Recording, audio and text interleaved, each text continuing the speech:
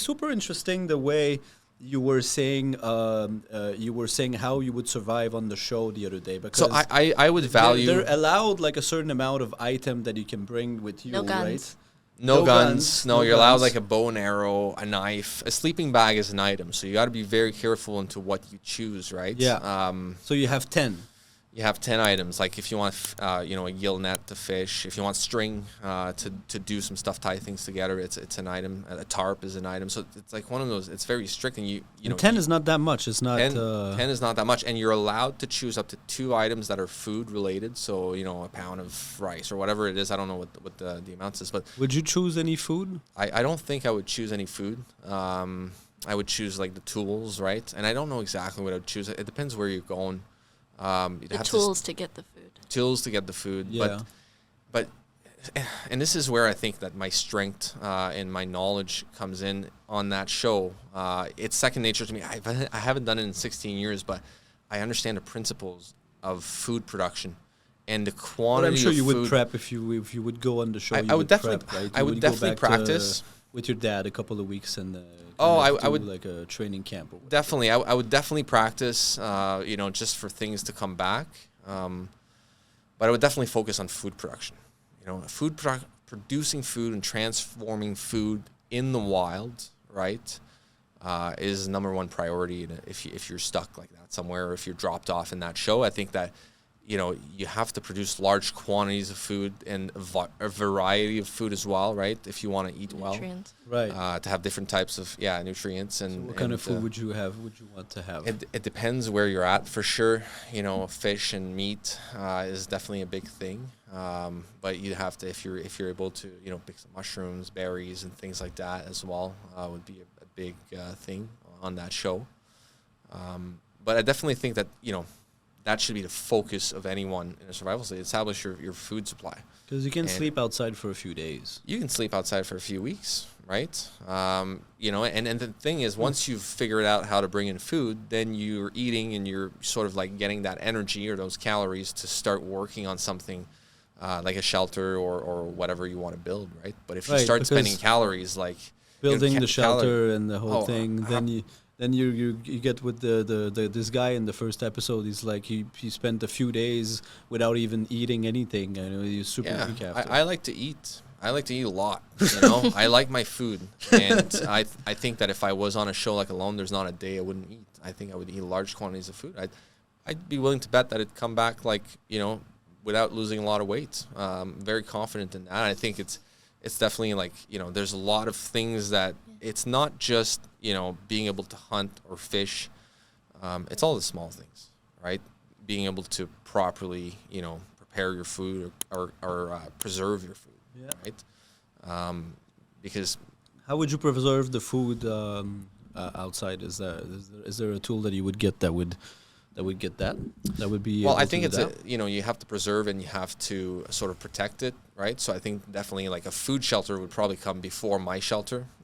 If I was on the show Alone, I would definitely figure out a place and a way to protect my food from all the predators out there, because there are bears, there's raccoons, Right. there's foxes, there's all sorts of animals that will little scavenger animals that will try to steal your stuff. So definitely that's one thing, and then preserving it. You can dry, you can smoke, depending on the type of food that you have, and you'd have to. And again, on the show like Alone, you're only going for like 3 months or at the most, right? It's like, So. that's nothing. Yeah, 3 months. Well, it's 3 months, but you don't need to preserve food for 2 years. And I think on that show they put you somewhere where it turns to freezing temperatures pretty quick into the show. I think like after like a month or a month and a half, it goes below freezing.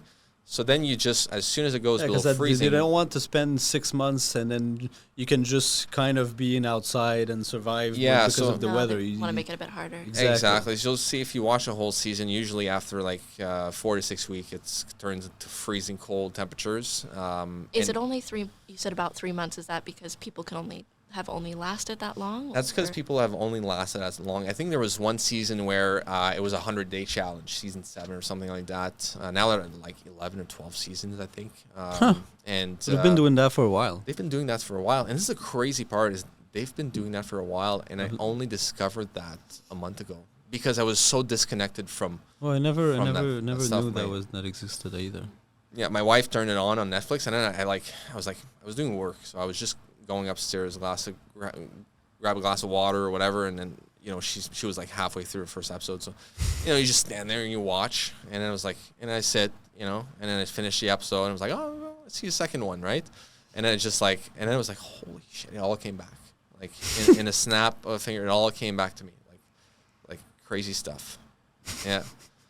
And I had never really gone back on that mostly because I had never talked about it. Yeah. Right? No shit. So when you're like, No, I it's had fair. never You suppress it, lock it. Yeah. Now you're moving on to what exactly, you're and doing. then you're Yeah. moving into other things in life, and you're sort of like not.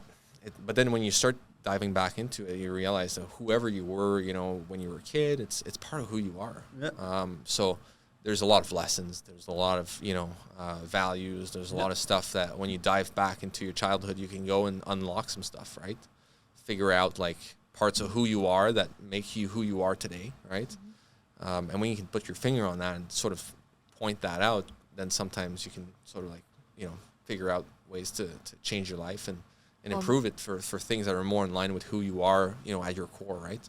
I don't think I'm ever going to go back to surviving in the woods as sort of like a thing. I still don't have an interest for it. I do have an interest on competing on alone, because there's money involved, right? You win $500,000 if you win. So to me, it just makes sense, It's substantial, and it's US. And do that for three US for 3 dollars, months. So, It's $500K in 3 months. It's a good. It's not bad. I ran the numbers, and it not just that. I think you do get a lot of exposure. You get a lot of follow up things that you can do with that. And you can ride that. I think that if I could go on get on a show like that, I definitely want to ride the wave of wherever that could take me. Right? Mm-hmm.